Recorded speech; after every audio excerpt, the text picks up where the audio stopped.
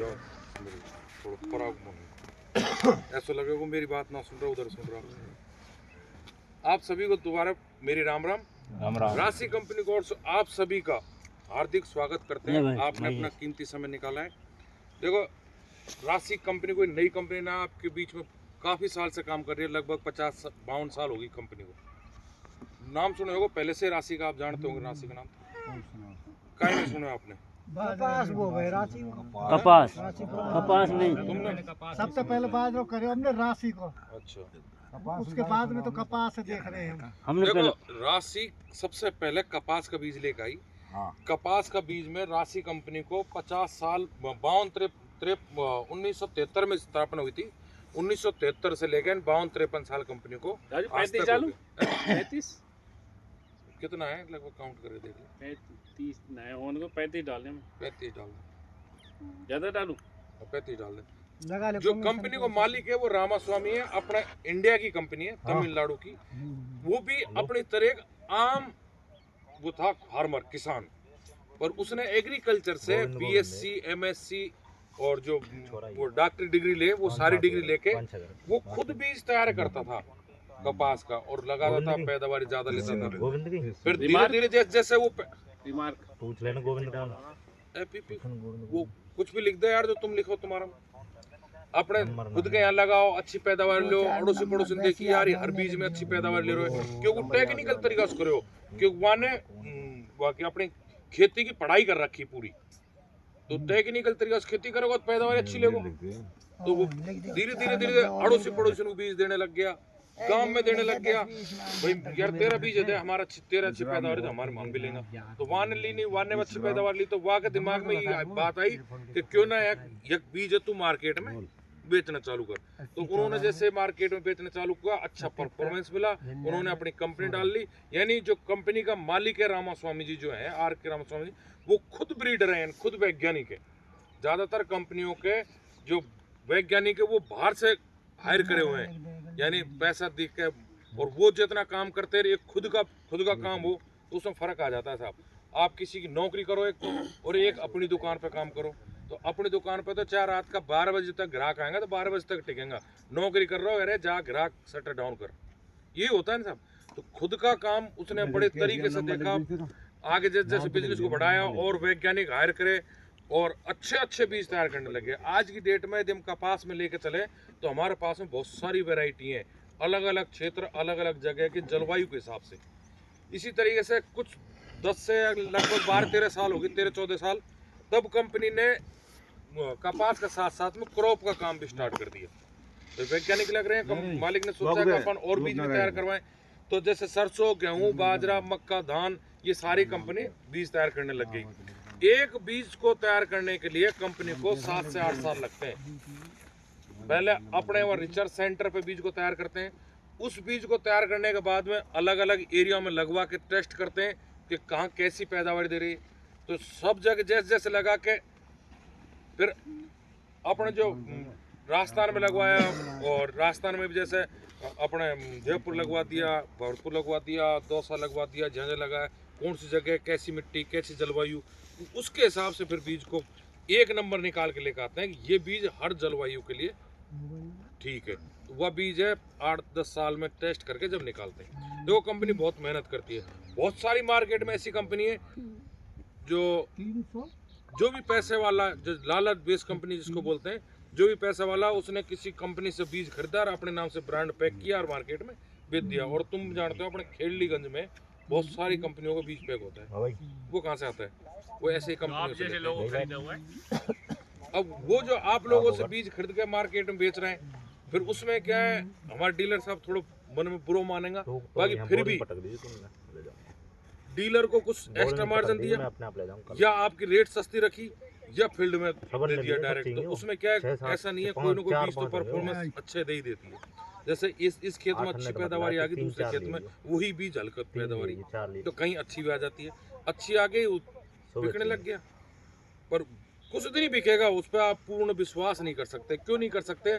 आज जिस कंपनी से लिया है, कल उस कंपनी का यदि मान लो बिकने लग गया तो वो मना कर देगा, वो खुद का नाम से निकालेगा, फिर उसको वो मना करेगा, तीसरी कंपनी के पास जाएगा। तीसरी का क्या भरोसा हो नहीं हो। तो जो भी बीज खरीदो, मेरा कहने का मतलब जो आज हम इकट्ठा हुए हैं, एक जो तुम्हारे सामने सरसों है, तुमने सरसों देखी है, और दूसरी इकट्ठा का कारण यही है कि किसान जागरूक होना चाहिए। किसान जागरूक, ये नहीं है कि हम हमारे बीज का प्रचार करने आगे, किसान भी तो जागरूक होना चाहिए, टेक्निकल तरीके से खेती करनी चाहिए। आप खुद जागरूक होगे, समझ के लोगे। पहले तो क्या बूढ़ा बुजुर्ग का उनको जैसे चाहो दुकानदार वैसे दे दो। अब खुद पढ़े लिखे होगा, सब एंड्रॉइड फोन रखने लगा, सबको सारा अनुभव होगा, कौन सा बीज कैसा है, सारी चीज डिटेल लो, समझो। जो अच्छी, जैसा आज तुम ये देख रहा हो, इनसे पूछो कितनी पैदावार आई, अच्छी पैदावार आई तो अगली बार तुम भी लगाओ एक पैकेट। तुम्हारी भी अच्छी पैदावार आई तो एक पैकेट जगह तुम सारी यही लगाओ। मैं ये नहीं कहता शुरू में सारी लगा दो, तो तुम्हारा जो कंपनी विश्वास है वह लगाते रहो, पर एक पैकेट लगाओगे तो आप टेस्ट कर लोगे कि हाँ वास्तव में अच्छी है, कंपनी अच्छी है, बीज अच्छा है इसका। दूसरी चीज कंपनी ने बताई ना, इसमें लिखा हुआ है उच्च गुणवत्ता वाले बीज एवं सेवाओं के माध्यम से किसान का जीवन बेहतर करना हमारी कंपनी का जो उद्देश्य है। कि अच्छा बीज, दूसरा पहली चीज सर्विस, सर्विस का बहुत अंतर आता है साहब। यह एरिया में हम यदि बात करें तो क्रॉप में मैं अकेला हूँ, फिर भी कॉटन का एक जयराम है और एक अपने योगेश है, राजू, 3 स्टाफ हैं।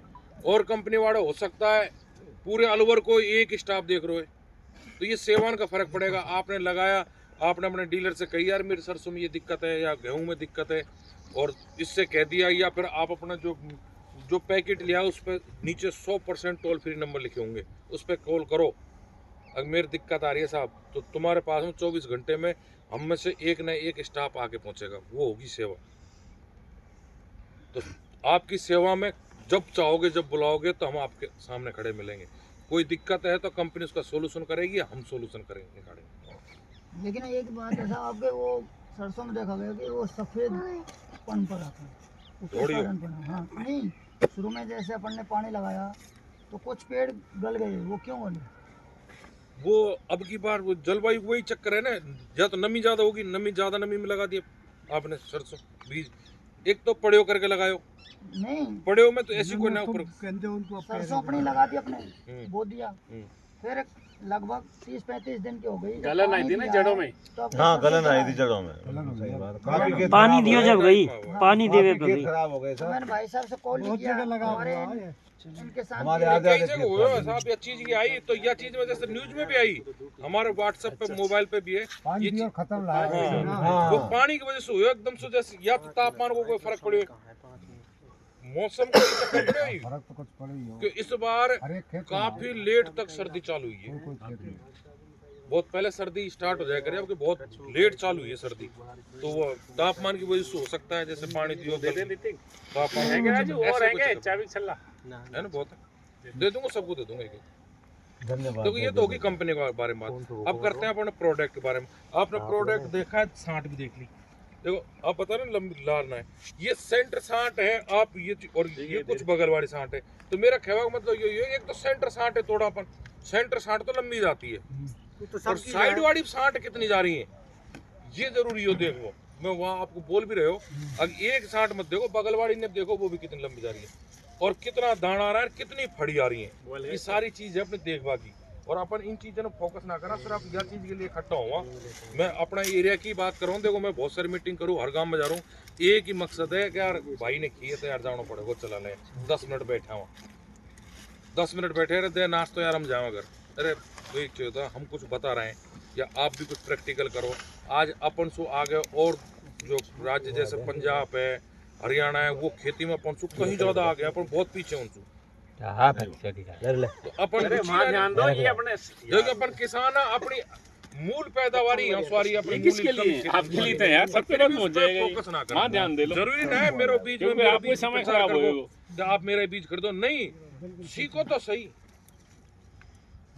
मीटिंग का मेन उद्देश्य होता है हमारा आपको सिखाना, भाई नई टेक्निकल तरीके। हालांकि हमसे ज्यादा आप ही जानते हो, खेती करते हो हर साल, हमसे ज्यादा प्रैक्टिकल आप करते हो, आप पैदावार लेते हो, खुद मेरे कोई पानी फर्क मोड़ नहीं रहा हो, पड़ेगा, आप हमारा काम मेहनत कर रहा हो, तो आपको पता है कौन कौन से चीज की जानकारी पूरी ले, वो बहुत जरूरी है। उपज को नहीं बढ़ा पा बहुत रहे से ऐसे ऐसे लोग बता दूंगा आपको जो अच्छी जॉब पे अच्छी सैलरी पे ले रहे हैं, और वो जॉब छोड़ के खेती पे आ गए, खेती में इतनी कमाई है, टेक्निकल तरीके से खेती करें तो।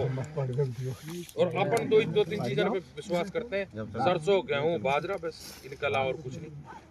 तो ये तो होगी, आपको बताता हूँ। अब मैं बात करूंगा सरसों की। सरसों में बताया ना आपको 4, 5, 7 साल लगते हैं एक बीज तैयार। अब हमारे पास में एक 9906 आ गया, एक 9922 है, 9922, एक 9903।